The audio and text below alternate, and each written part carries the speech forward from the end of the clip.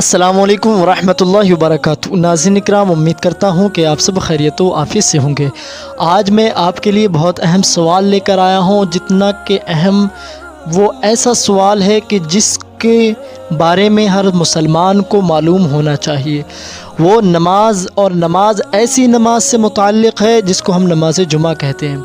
हम नमाज जुमा तो पढ़ते हैं, लेकिन हमें ये नहीं पता कि नमाज जुमा सबसे पहले किसने पढ़ाई थी।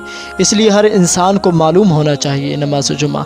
इसलिए हम जानते हैं सबसे पहले कि नमाज जुमा को सबसे पहले किसने अदा किया, यानी किसने पढ़ाई थी।